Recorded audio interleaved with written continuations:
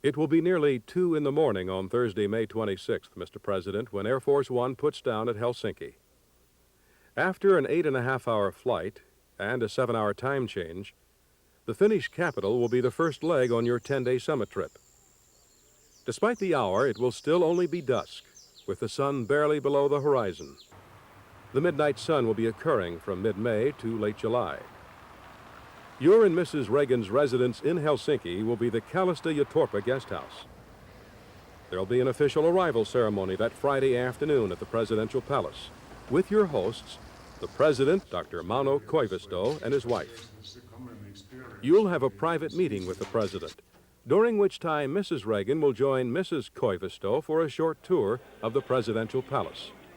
Afterwards, the four of you will have tea. Helsinki is a compact city with its piers, railroad stations, and to a lesser extent the air terminal, all located in the center of town. So it's only a short distance from the Presidential Palace to Finlandia Hall, where you're scheduled to make an address later that afternoon to a group that includes the Finnish-American Friendship Society.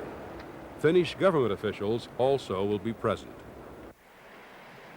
That Saturday, you'll tape the weekly radio address. And at 11:30 Sunday morning, May 29th, depart Helsinki for the 1.5-hour flight to Moscow. Because of a 1-hour time change, it will be 2 p.m. when you land at Vnukovo Airport. President and Mrs. Gromyko will head the Soviet welcoming delegation. The welcome will occasion a full military review. Temperatures, incidentally, for this time of year in Moscow, average in the low 60s.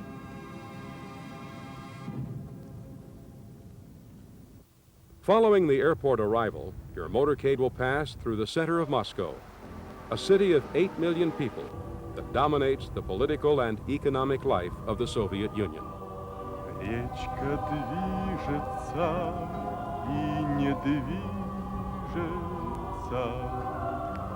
Вся из лунного серебра, песня слышится и не слышится в эти тихие вечера. Песня слышится и не слышится в эти тихие вечера.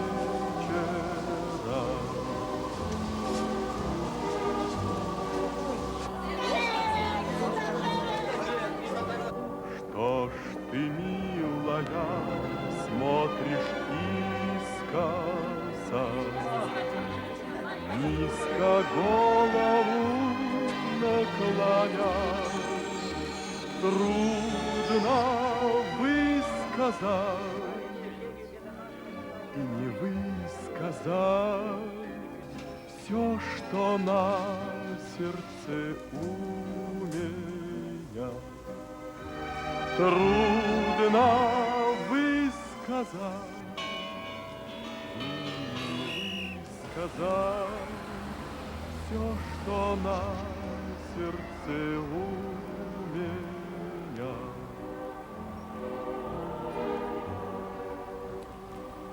The first stop in Moscow for you and Mrs. Reagan Sunday afternoon will be inside the Kremlin, the ancient citadel that has been the heart of the Soviet system since the Bolsheviks returned the capital to Moscow after seizing power. It is within the Kremlin that you'll be welcomed by General Secretary and Mrs. Gorbachev. This is the great St. George's Hall, site of Soviet government and diplomatic receptions. It is located in the Grand Kremlin Palace, where you and the General Secretary will hold some 5 meetings during your stay. The palace actually is a group of several buildings and exemplifies the Soviets' practical use of and respect for their pre-revolutionary history. The Supreme Soviet holds its sessions here, the council chambers seating some 3,000.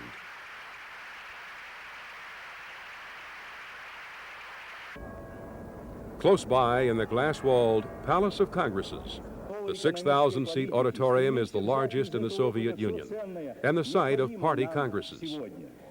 Completed in the 1960s, the Palace of Congresses is the most modern building within the Kremlin.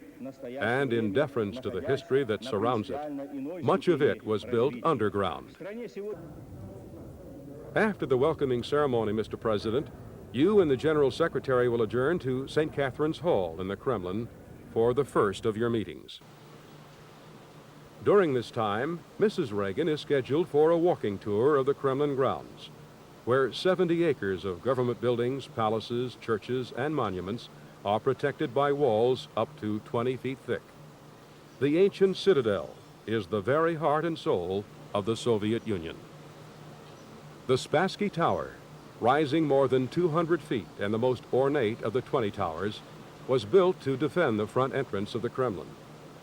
The carillon in the ornamental clock marks every quarter hour, and its chimes are broadcast by radio throughout the Soviet Union's 11 time zones. The Cathedral of the Assumption was built in the 15th century by an Italian architect and was the church to which the czars came to be crowned.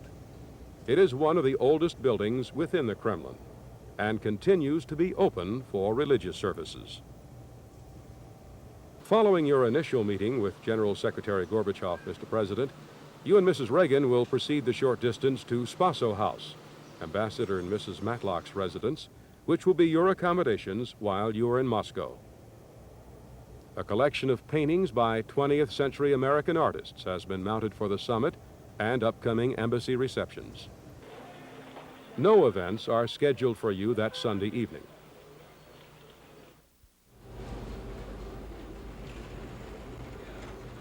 On Monday, the Memorial Day holiday in the United States, you and Mr. Gorbachev are scheduled for a second meeting in St. Catherine's Hall, this one at mid-morning for approximately an hour and a half. Mrs. Reagan will be visiting a Moscow school, number 1254, which includes students from the first grade through high school. It will be the last day of the school year, and some of the students' parents are likely to be there. The two of you will have a private lunch back at Spaso House, following which you'll take a drive across the Moscow River to visit the Danilov Monastery, which was returned by the government to the church only recently. The 77-year-old spiritual leader of the Russian Orthodox Church, Patriarch Pimen, resides there. Today, the monastery's monks restore ancient icons, and time has been allotted for you to see this work and to talk with the monks. The second summit meeting that day is set for mid-afternoon in St. Catherine's Hall. During this time, Mrs. Reagan is scheduled for a walk through Red Square, just outside the Kremlin, which has been the scene of great public events since the 15th century. At one end is St. Basil's Cathedral, a familiar part of the Red Square setting. St. Basil's was built on orders of Ivan the Terrible and is a unique architectural achievement, a combination of 9 churches. Today, though, the cathedral is a museum. Red Square is longer than 4 football fields. Every November 7th, the Soviets mark their revolution with a military parade that is reviewed by the nation's leaders atop Lenin's tomb at the wall of the Kremlin. On any day, there are long tourist lines at the Kremlin as sightseers queue up to view the Lenin Mausoleum and the snappy goose-stepping changing of the KGB honor guard. The latter occurs precisely as the Spassky Tower chimes a new hour. A not unfamiliar sight may also be a network news reporter filing a Moscow story using Red Square as the location for the report. Across the square and opposite Lenin's tomb stands the Soviet Union's largest department store, GUM, or GUM for short. The state store contains about 150 shops. If time permits during your stay, Mrs. Reagan may tour the Tretyakov Gallery, founded by a 19th century Moscow businessman, collector, and art patron. Pavel Mikhailovich Tretyakov, whose portrait is among some 50,000 works of art, envisioned a collection that would display the greatest art of his countrymen. It includes several rooms of icons, works of religious art by painters of the early Russian Orthodox Church. Late Monday afternoon, Mr. President, you and Mrs. Reagan will meet at Spaso House with representatives of Soviet dissidents and refuseniks. There will be an official state dinner for you and Mrs. Reagan that evening, hosted by the Gorbachevs. It will be held in the Palace of Facets in the Grand Kremlin Palace. The Palace of Facets gets its name from the faceted limestone blocks which pattern the main front. It was built by Italian architects for Tsar Ivan the Great at the end of the 15th century. It is the only part of the huge Grand Kremlin Palace complex that has been essentially preserved in its original form.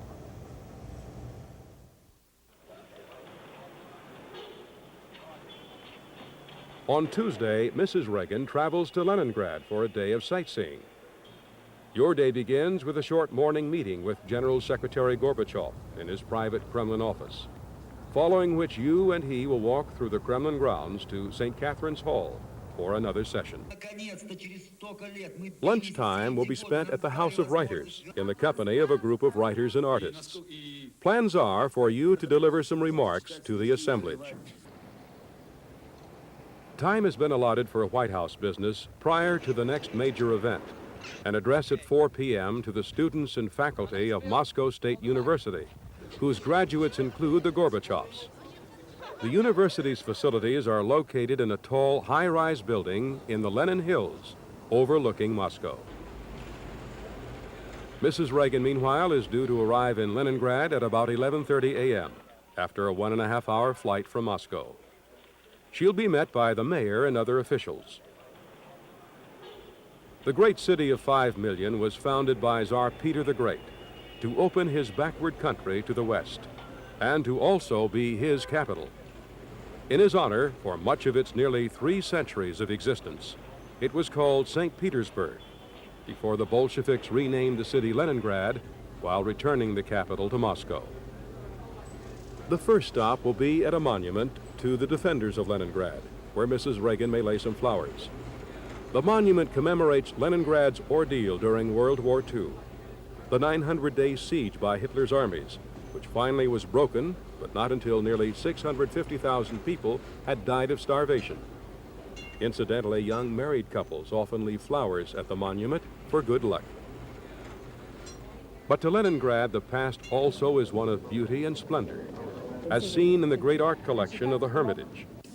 The museum is actually part of a huge complex that includes the Winter Palace, where in 1917, Bolshevik troops ousted the provisional government, thus winning both the capital city and the country.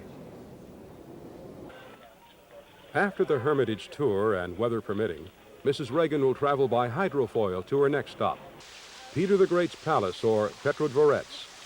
It's located about 20 miles from the center of Leningrad. Hydrofoil is considered the best means of getting there, and the trip along the Neva River will take about a half hour. From November until April, the Neva freezes solid and is often used as a main walkway by pedestrians. To Tsar Peter, the palace was to be a Versailles by the sea. The system of ducts and pipes for the waterfalls and fountains has remained essentially the same for over 200 years.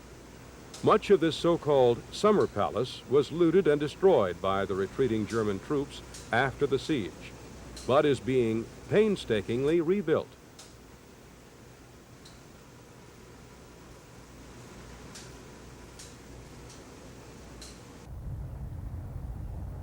Her visit to Petrodvorets complete, Mrs. Reagan will proceed through the city to the airport and a late afternoon return flight to Moscow. That evening, you and she will host a reciprocal dinner for the Gorbachevs and guests at Spaso House.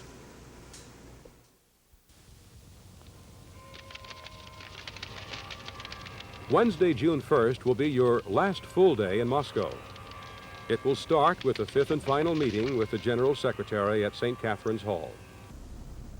If the situation so dictates, your meeting will be followed by a summit signing of documents in the adjoining St. Vladimir room. The room's foundations were laid 5 centuries ago. It has been the site of many signing ceremonies over the years.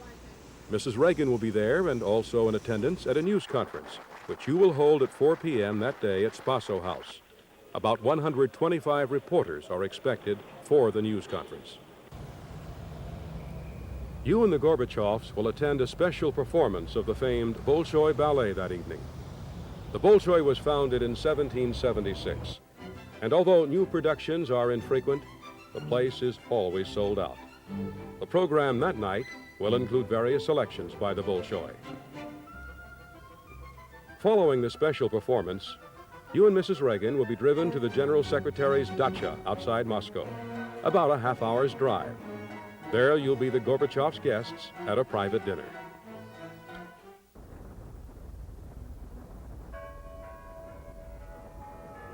The 9th day of your summit trip will be the final day in Moscow.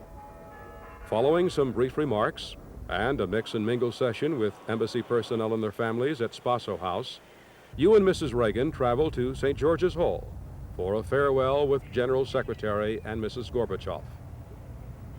Then it's off to Vnukovo Airport and the official departure ceremony. President and Mrs. Gromyko are again expected to head the Soviet delegation.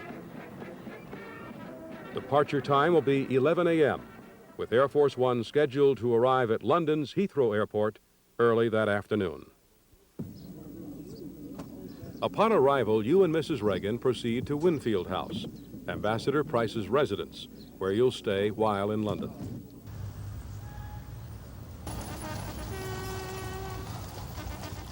Late that afternoon, you're scheduled for tea with Queen Elizabeth at Buckingham Palace. And several hours later, you'll go to number 10 Downing Street for a pre-dinner reception with Prime Minister Thatcher. The day's events conclude with dinner with the Prime Minister and Mr. Thatcher. The 10th and final day of your summit trip, Mr. President, will feature a noon address at the Guildhall, which is located in the Old City section of London and has been around for some 6 centuries. The primary host for the occasion that day is the Corporation of London, headed by the Lord Mayor. Along with officials of the Old City will be members of Chatham House, the Royal Institute of International Affairs.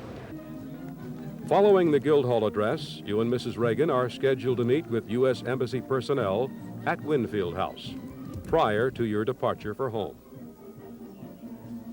Shortly before 2 p.m. London time, Air Force One will take off from Heathrow Airport for the 7.5-hour return flight and scheduled late afternoon arrival at Andrews Air Force Base.